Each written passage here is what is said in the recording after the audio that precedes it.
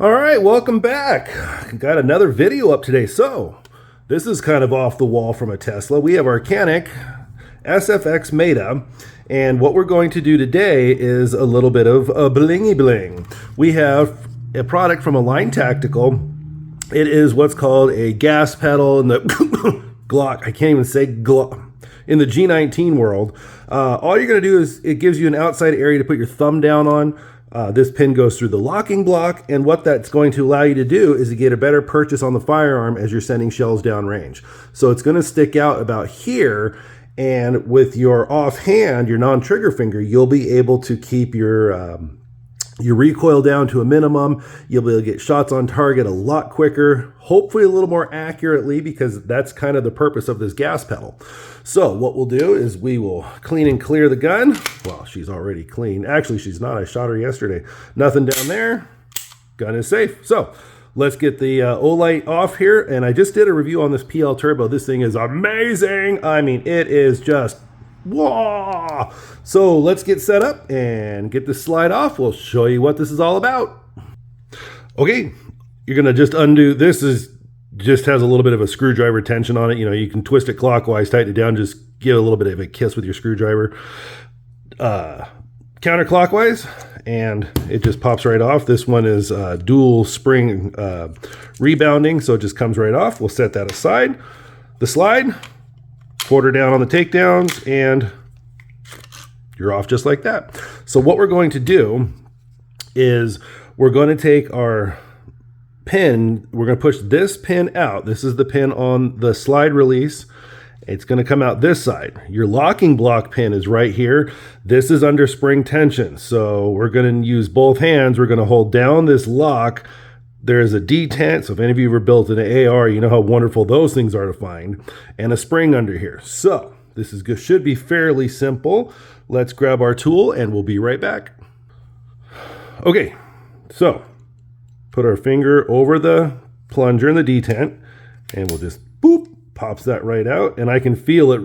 Yep, you could feel it releasing the spring tension on here too. So there's all your parts and pieces. There should be a spring in there. Looks like the spring is still captured inside there, so we have to be really careful not to lose that. In fact, yeah, it doesn't want to come out, which is fine with me. That means it can stay there. So then the next thing we have to do is move this lock plate back. Let's see if we can do that. There's back, and I saw the spring move around too. Let me make sure that's not a problem.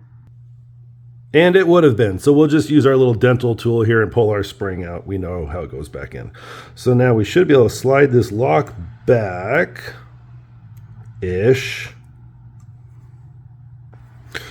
Okay.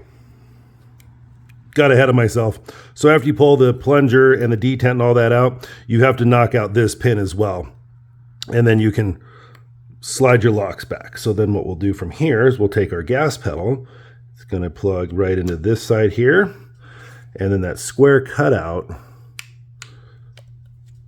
just presses in for a nice clean fit right there. And now we have our gas pedal on. So let's go ahead and button this back up. Oh yeah, the pin that we knocked out is going to be this one. You clearly are not going to need this because, you know, your pin just came through. So let's button this sucker back up and we should theoretically be good to go.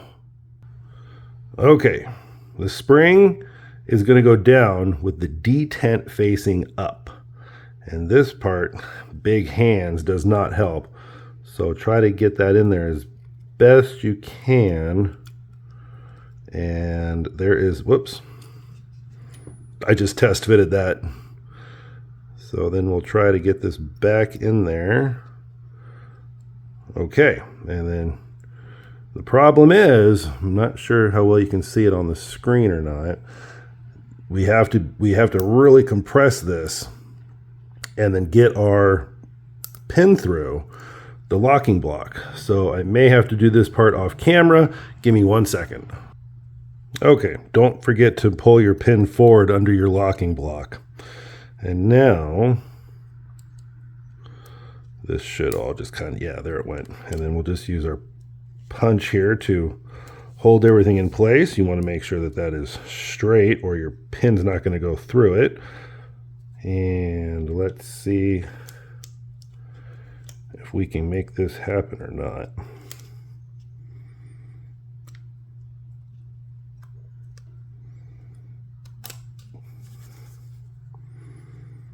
We did. So, boop, and there it fell right in.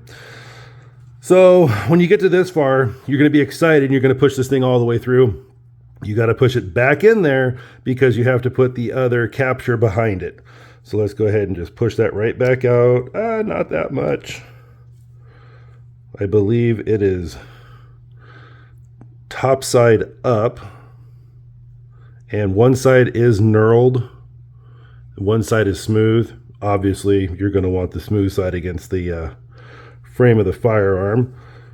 And just kind of hold it in place while you run your locking pin back in. Ish. And there we go. And you can see that it has pushed all the way in. So theoretically, we should be good to go. And now you have this wonderful gas pedal on the side. You can really get a good positive grip on the side of the firearm. It looks fairly factory too. And I'm very happy to see that all the pins came back out flush. So I'm going to get this put back together. We're going to make sure that the slide actually stops and locks because that is critically important. Give me one moment. Well, that was easy. Literally just put the slide on in reverse, but it sure seems to be stopping. And we are good to go now.